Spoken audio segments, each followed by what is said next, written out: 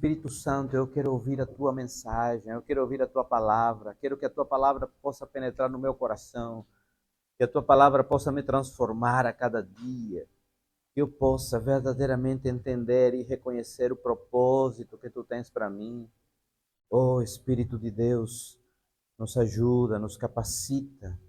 Pai, tira de nós tudo aquilo que não te apraz, tudo aquilo que não te agrada, tudo que não vem de ti, tudo que vem da carne. Tira de nós. Que nós possamos, Pai, alimentar o Espírito através da Tua palavra, da oração, desse tempo de comunhão, do tempo que estamos vivenciando de louvor e adoração ao Teu nome. Oh Espírito de Deus, nos ajuda.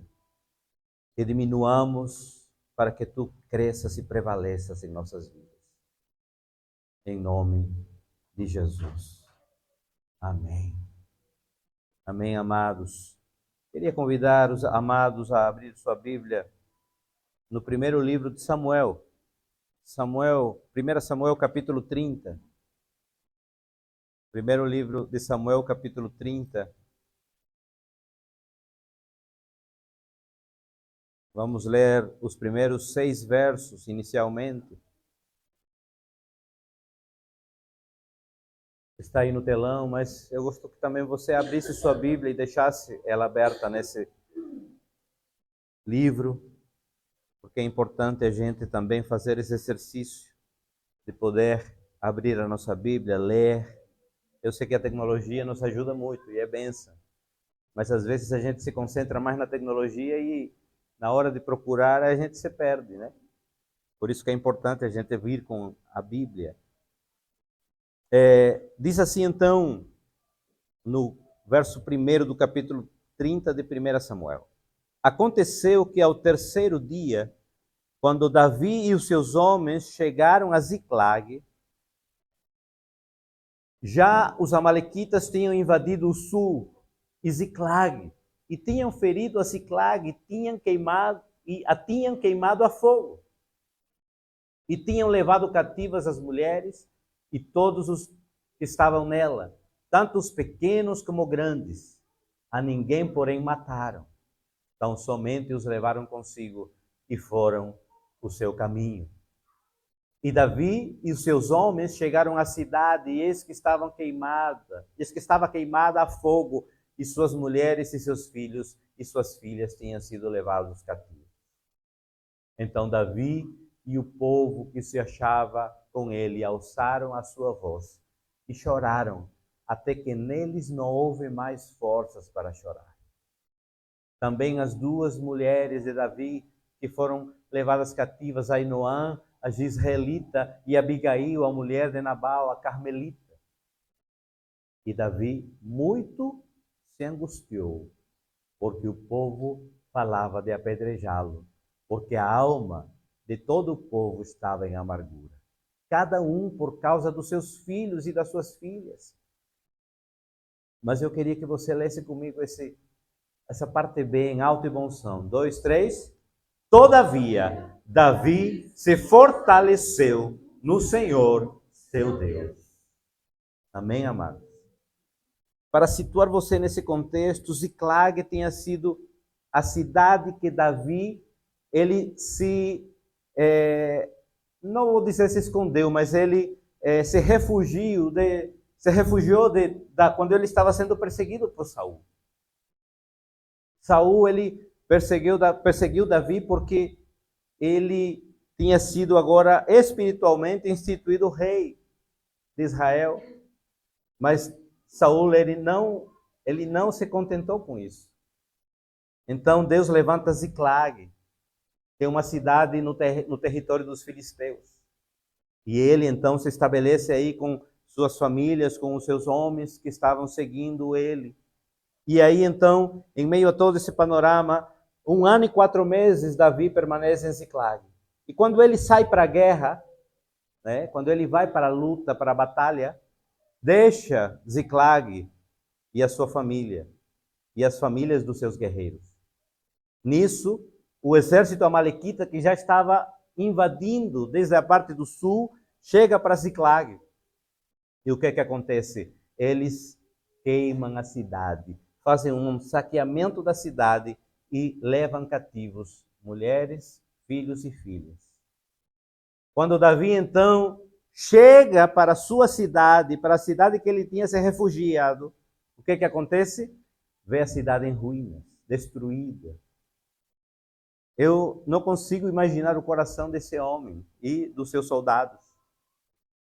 Porque a primeira coisa, quando à distância nós caminhamos e vemos, não sei se você já assistiu alguma vez um filme de guerra e à distância dá para ver uma cidade devastada, que sai a fumaça e que os prédios estão em ruínas.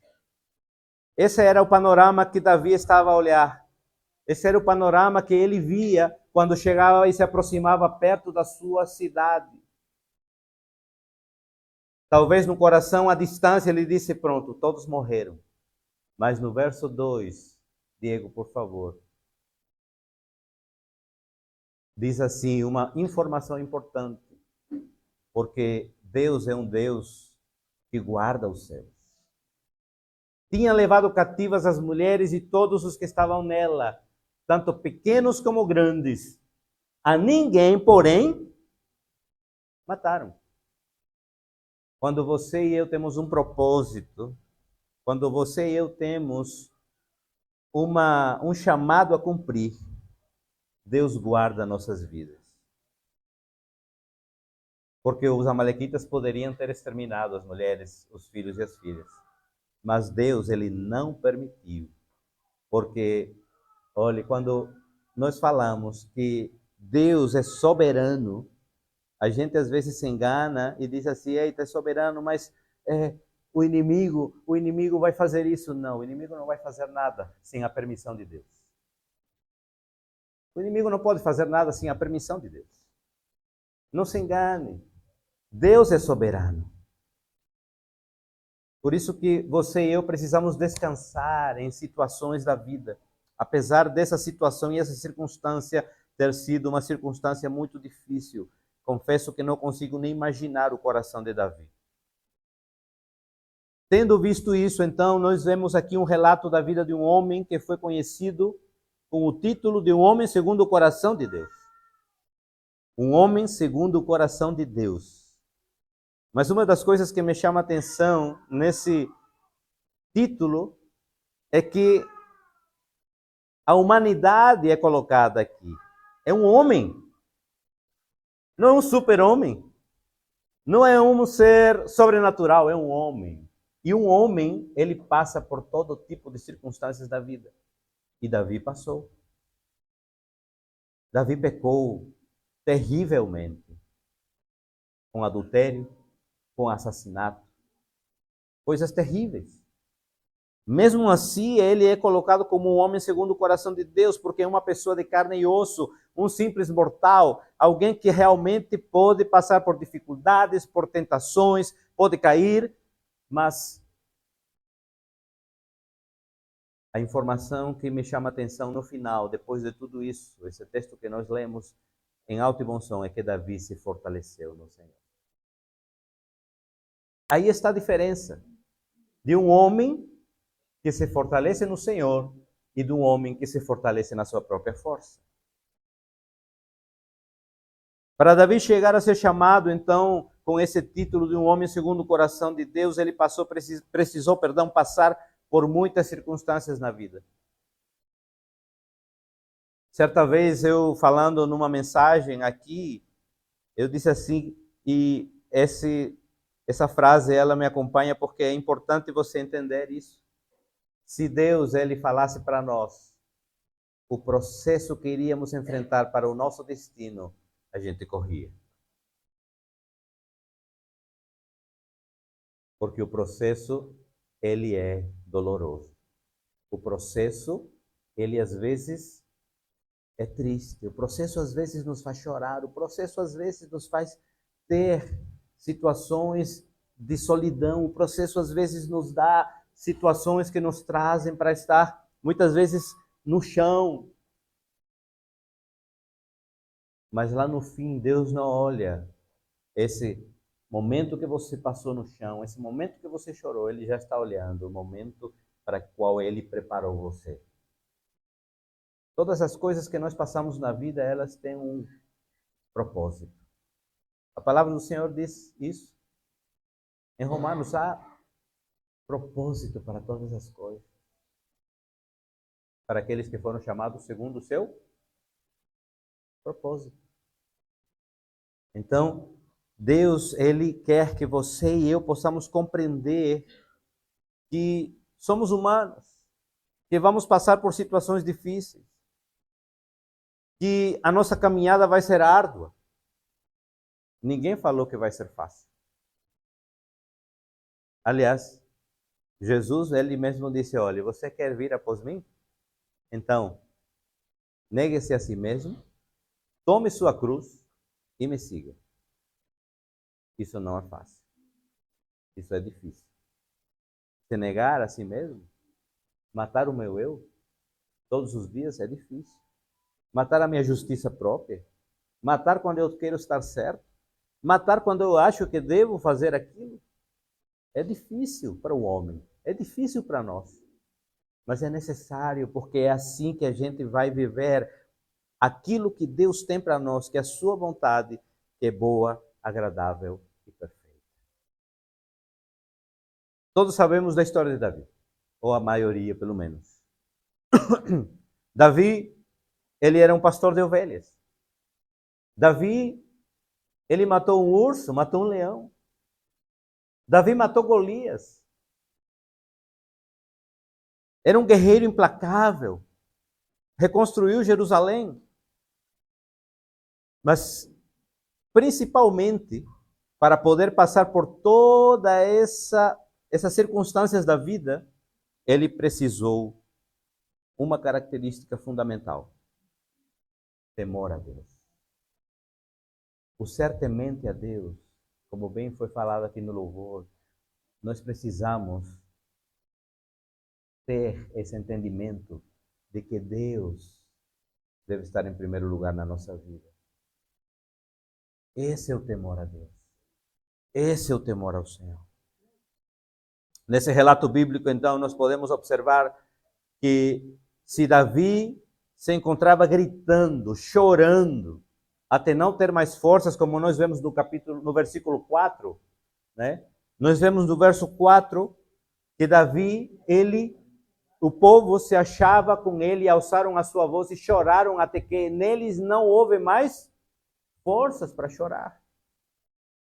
Olha o que esse texto disse. Não havia mais forças neles para chorar.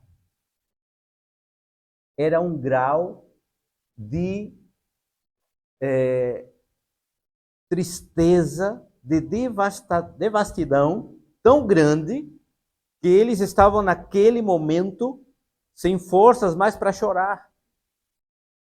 Mas como é que aquele guerreiro forte, como é que aquele pastor de ovelhas que matou um urso e um leão, aquele que matou Golias, estava desse jeito? Amados, por mais que nós tenhamos enfrentado vitórias na nossa vida, talvez há uma situação lá na frente que vai nos fazer chorar. Porque nós não somos isentos nem livres de passar por alguma provação difícil. Ou maior do que a gente já passou. Porém, precisamos entender que precisamos colocar a nossa vida na vontade de Deus e nos fortalecer no Senhor. Por um momento aqui nós podemos ver a fragilidade de Davi à tona. Percebemos essa humanidade do personagem que muitas vezes a gente olha assim e diz, mas ele matou Golias, matou um leão, matou um urso. Era aclamado pelo exército, pelo povo. Davi matou centenas, Saul matou centenas ou milhares, mas Davi matou 10.000 milhares. Imagina! E aí no coração desse homem, agora está devastado. Mas devastado, verso 6. Davi ficou muito angustiado. Sabe por quê? Porque o povo falava em apedrejá-lo. E por que falava em apedrejá-lo? Porque ele tinha saído para lutar e tinha deixado as suas mulheres só com os filhos e filhas. Até os seus próprios soldados fiéis estavam querendo apedrejar Davi. Imagine esse momento no coração desse homem. Imagine o momento em que ele estava. Por isso, no verso 6 diz assim: Davi muito se angustiou. Davi muito se angustiou. Não disse apenas se angustiou, mas muito se angustiou, porque o povo falava em apedrejá-lo devido à amargura que tinha assolado aquele povo. Todo o povo estava amargurado, todo o povo estava abatido, todo o povo estava com tristeza no coração, mas também todo o povo estava irado. E nesse momento de desespero, porque levaram o mais precioso que eles tinham, as suas famílias, não era apenas as riquezas ou os bens materiais, mas as suas famílias, mulheres, filhos e filhas. Quantas vezes na caminhada, você e eu nos sentimos assim porque perdemos alguém ou algo? Quantas vezes a gente se sente muito angustiado porque alguma coisa aconteceu, porque recebemos uma notícia. Aquela notícia que angustiou o nosso coração e que a gente muitas vezes não quer que isso aconteça, mas muitas vezes nos revoltamos até contra Deus. Na nossa humanidade. No caso de Davi, seu povo eram as suas esposas, seus filhos, suas filhas. Mas uma coisa que me chama a atenção é que em meio a todo esse panorama de muita angústia, de ira, de falar em apedrejar o líder, o que acontece? Davi se fortaleceu no Senhor. Em outras versões diz assim: Davi se reanimou no Senhor. Ou seja, reanimar é uma palavra que quer dizer restituir o vigor, restituir as forças a alguém, dar vida a uma pessoa desfalecida, dar um novo alento. Isso quer dizer reanimar ou fortalecer-se no Senhor. Então, Davi restituiu o vigor, as suas forças na sua vida no Senhor. Não foi no seu exército, não foi na sua força, não foi na sua fama, foi no Senhor. Eu quero dizer nessa manhã para você que talvez está passando por algum momento difícil, que talvez você recebeu a notícia difícil, que hoje é dia de você se reanimar no Senhor. Hoje é dia de você se fortalecer no Senhor. Hoje é dia de buscar no Senhor. Hoje é dia de você entender que nossas forças são fracas demais, por mais que você faça ginástica, né? E tenha um bíceps assim como o de Júnior ou de Victor, mas a força do Senhor é muito maior. E de Diego, né? E também de Arthur. Para ninguém ficar machucado. Amados, por mais que nós achemos que somos fortes em alguma área da nossa vida, o Senhor, Ele é poderoso para fazer infinitamente mais daquilo que pedimos ou pensamos. Ele tem o poder e o controle do universo. Por mais dolorosa e difícil que seja a circunstância, a situação, por mais angustiados que você e eu estejamos, nós devemos nos preparar devidamente para entrar na presença do Senhor. Verso 7. E disse Davi a Abiatar, o sacerdote, filho de Aimeleque: traze-me, peço-te aqui o éfode. E Abiatar trouxe o éfode a Davi. E consultou Davi ao Senhor. Veja bem, consultou Davi ao Senhor. Davi não consultou no site do Google, que não tinha naquela época. Davi não consultou no homem sábio. Davi não consultou no gestor de finanças. Davi não consultou no seu banco. Davi consultou ao Senhor.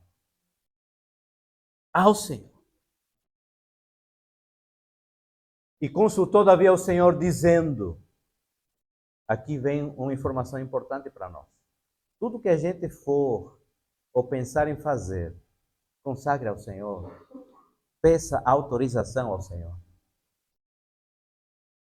Perseguirei eu a esta tropa, alcançá-la-ei. E lhe disse, o Senhor lhe disse, persegue-a, porque de certo alcançarás e tudo libertarás. O Senhor está dizendo, eu sou com você, pode ir, sem medo, vá sem medo, porque eu estou autorizando você. Quando Deus autoriza você a fazer alguma coisa, olha, quando Deus autoriza, não é quando eu acho que é, mas quando Deus autoriza, vá, porque Ele vai estar com você. Ele já lhe deu a vitória. Naquele dia, Davi estava acabado, sem família, devastado, muito angustiado, mas ele consulta o Senhor. Ele pede autorização ao Senhor. Traga aqui a estola sacerdotal, é o éfode, né? A estola sacerdotal, ou seja, aquilo que me vai fazer entrar na presença. E eu quero fazer um paralelo hoje. Nós não precisamos da estola sacerdotal mais, porque o véu foi rasgado, já não há mais separação entre Deus e os homens. Agora Jesus Cristo, ele diz assim, você tem livre acesso através do sangue de Cristo, então você pode entrar na presença de Deus a qualquer momento. Não precisa chamar o sacerdote, não precisa chamar o pastor, você tem autoridade. Quantas vezes as pessoas, eita, aconteceu isso, chama o pastor, chama o missionário, chama fulano. Não, você tem autoridade. Você, que é lavado e redimido pelo sangue de Cristo, tem autoridade para entrar no Santo dos Santos. Quantas vezes me canso de dizer aqui, muitos dizem, mas a oração do pastor é mais forte. Não tem nada disso. Não caia nisso. A oração do justo é poderosa e eficaz. E justo não é porque a gente é, um nível de justiça elevado, não é porque Jesus nos justifica. É isso que quer dizer. A justificação de Jesus me torna justo. Mas tira Jesus da minha vida, estou perdido, sou um miserável, pecador. E aí então nós podemos compreender que naquele dia mesmo Davi acabado, sem família, sem cidade, sem liderança, sem lealdade dos seus amigos, sem futuro, mas ele tomou uma atitude. Ele entrou na presença do Senhor. Quero dizer a você, amados, não espere passar por um momento desse para entrar na presença do Senhor. Entremos sempre na presença do Senhor. E não se torne religioso para apenas entrar na presença do Senhor na igreja. Essa sala aqui é uma bênção. Mas essa sala aqui, sem a presença do Senhor, é apenas uma sala. Quando estamos aqui, ela se torna um templo, porque estamos reunidos e a presença de Deus está aqui. E porque essa sala foi consagrada. Mas não deixa de ser 4 paredes. Mas você que é templo, eu que sou templo, nós somos templo, porque Deus habita na sua e na minha vida. Nós precisamos buscar ao Senhor diariamente. Nós precisamos nos consagrar ao Senhor diariamente. Entregar a nossa vida diariamente. Não é só nos domingos, não é só nas quartas, é diariamente. E a gente às vezes esquece disso e vai vivendo a vida e vai passando os dias e vamos caminhando como se, vamos avançando, vamos levando, empurrando com a barriga, como você diz. Não faça isso, busque e consagre sua vida ao Senhor. Quantas vezes, amados, dá vontade a gente de correr, de fugir. E eu olho assim para a minha humanidade e digo, preciso morrer, porque realmente às vezes dá vontade de correr ou de agir humanamente. E eu digo, Senhor, muito obrigado, porque o Senhor é bom e a sua fidelidade dura para sempre.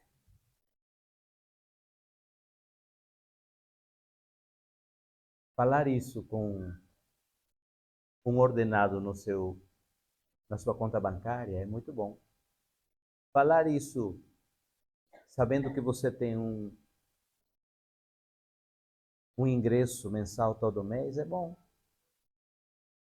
Mas quando você sabe que não, vai chegar aquele dia 30, dia 1º, dia 2, o que for, e não vai entrar na sua conta, e você caminha assim, e tem 2 euros no bolso, Senhor, Tu és bom, e a Tua fidelidade dura para sempre. A diferença entre depender de Deus é quando você tem e quando você não tem. Dependa de Deus, tendo ou não, porque assim Deus vai à frente e Ele vai dar a vitória a você. Não é fácil, mas é necessário. Você e eu precisamos depender de Deus. Você e eu precisamos entender que na nossa força a gente não vai conseguir nada, absolutamente nada.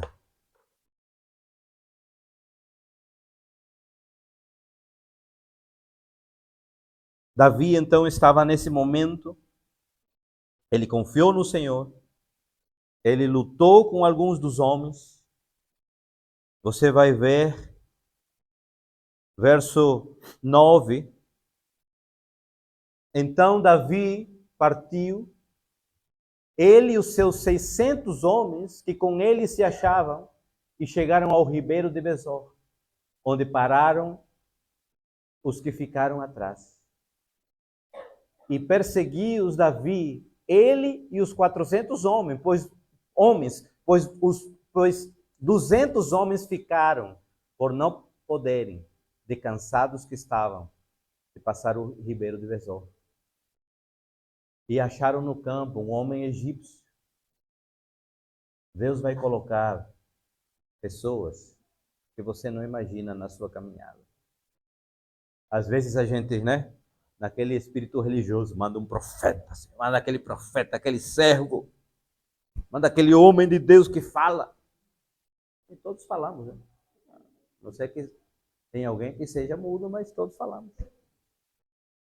E aí a gente naquele afã, não, manda aquele profeta, aquele que fala, aquele que só dá vitória.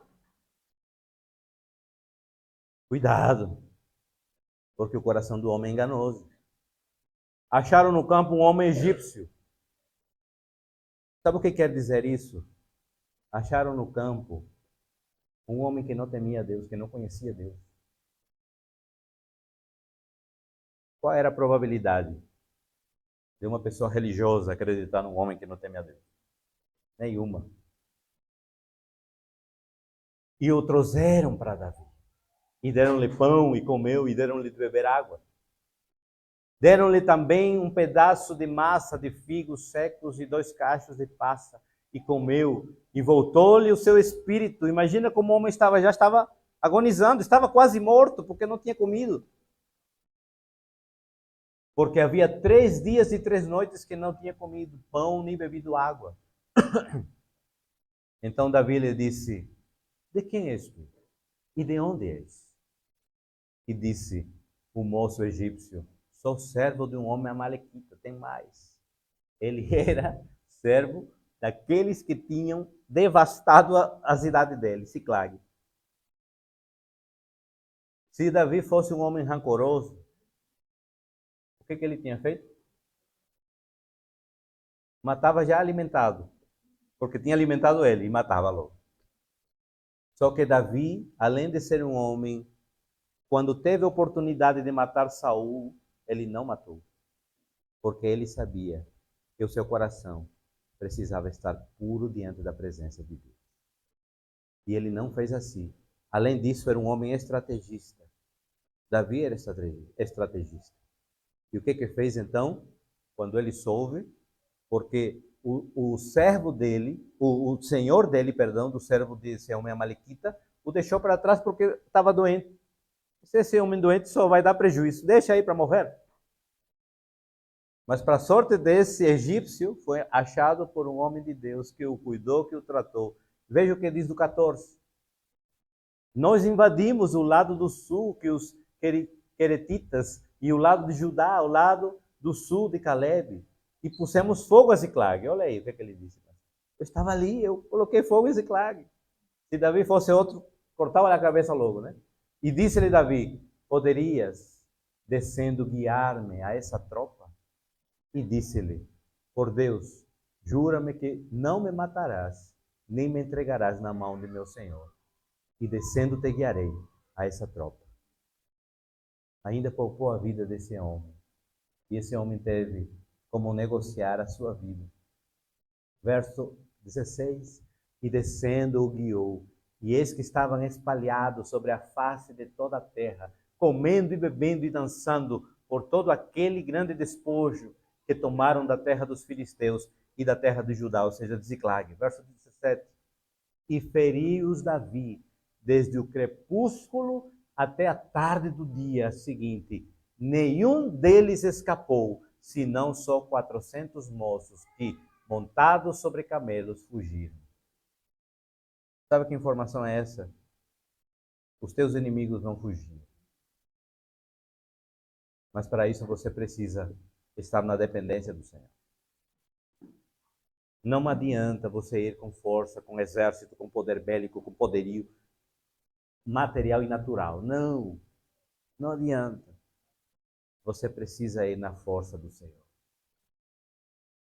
Sei que alguns temos passado dificuldades, mas eu quero dizer nessa manhã a você, entenda aquilo que o Espírito está falando à igreja. Não busque soluções terrenas, não busque jeitinhos aqui na terra, busque aquele que é poderoso para fazer infinitamente mais aquilo que pedimos ou pensamos. Independente da situação que você esteja enfrentando. Se você está bem, amém, busque ao Senhor. Se você está passando pela prova, busque ao Senhor. Se você está muito angustiado como Davi, busque ao Senhor.